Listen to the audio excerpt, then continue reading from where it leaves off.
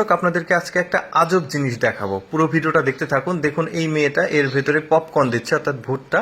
তো এইটা দেওয়ার পর এটা কুকারের মতো, ঠিক এটা দেওয়ার পর এটাকে সুন্দরভাবে নক করে দিচ্ছে। এরপর কি যেন একটা উপরে টাইট করছে। আমি অ্যাকচুয়ালি সত্যি কথা বলতে আমি জানি না এই জিনিসটা কি।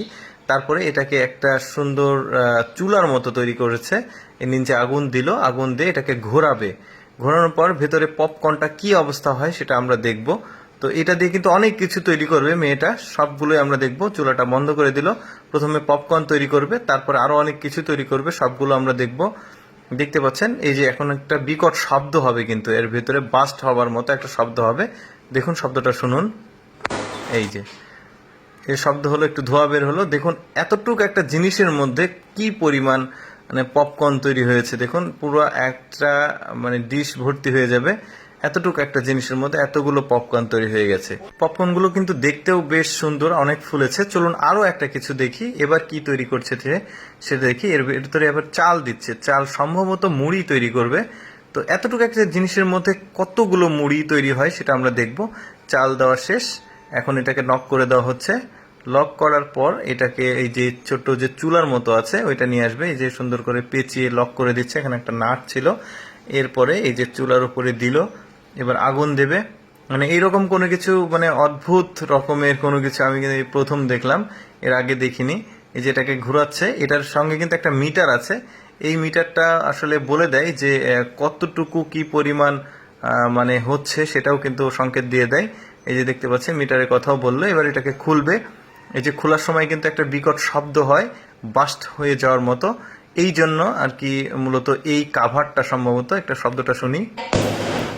এই যে কাভারটা সম্ভবত এই কারণে যে বিকট শব্দে যেহেতু এটাকে ব্লাস্ট হয়, ব্লাস্ট যাতে কাপড় না লাগালে কিন্তু, এই ব্যাগটা না লাগালে কিন্তু হয়তোবা মানুষের গায়ে ছিটাফোটা পড়বে বা ক্ষতিগ্রস্ত হবে। এই জন্য এই যে দেখতে পাচ্ছেন কত সুন্দর মুড়িগুলো ফুলেছে, দারুণ লাগছে। এরপর আমরা যেটা দেখব, বাদাম দেখব। বাদাম আসলে কি করে। এই যে বাদাম নিচ্ছে, তারপরে কিছুটা লবণ সম্ভবত এটা, তারপরে কিছু মশলা নিল। আমরা এবার পুরোটা ভিডিওটা দেখবো না, এটা আমরা জাস্ট প্রসেসিং তো একই, তাই আমরা একটা শর্টকাটে চলে যাব। জাস্ট এই যে বাস্ট হলো, খোলাটা দেখালাম। তো আসলে এইটা তৈরি হয়ে গেল, দেখতেই পাচ্ছেন। এরপরে আবার আমরা আরেকটা কিছু দেখবো। এই যে সুন্দরভাবে বাদাম কিন্তু ভাজা হয়ে গেছে, এখন কিন্তু বাদাম খাচ্ছে। এবার আমরা যেটা দেখবো, মিক্স ফুড তৈরি করবে। এই যে প্রথমে কালো জিরা নাকি একটা দিল, তারপরে চাল, তারপরে ডাল, তারপরে এই যে যেমন এখানে সম্ভবত মসুরের ডাল আছে, গম আছে, বিভিন্ন কিছু একসাথে দিয়ে মিক্স আর কি তৈরি করবে। তো দারুণ একটা জিনিস, কিন্তু আমি আগে কখনো এই জিনিসটা দেখিনি। এই যে আগের মতোই আসলে সুন্দরভাবে লাগিয়ে দিচ্ছে, লক করে দিচ্ছে। তারপরে এটা দিয়ে কিন্তু ওই যে চুলা নিয়ে আসলো, চুলার উপরে দিয়েছে, নিচে সম্ভবত আগুন দেবে। এই যে আগুনটা দেওয়া কমপ্লিট, এবার এটাকে ঘোরাবে। ওই প্রসেসিং কিন্তু সবই এক। মাঝখানে আমি বাদামেরটা মানে প্রসেসিংটা দেখাইনি, জাস্ট দেখিয়েছি বাদাম কিভাবে ভাজা হচ্ছে। এই যে দেখতে পাচ্ছেন। তো আমি চেষ্টা করি আপনাদেরকে এক্সেপশনাল কোনো ভিডিওগুলো আসলে আপনার সামনে প্রোভাইড করার জন্য। তো আমার ভিডিওগুলো যদি ভালো লাগে অবশ্যই ভিডিওগুলোতে লাইক দিয়ে শেয়ার করে সবাইকে দেখার সুযোগ দিবেন। তো যাই হোক, আমরা ভিডিওতে ফিরে আসি, এখন শব্দটা শুনি।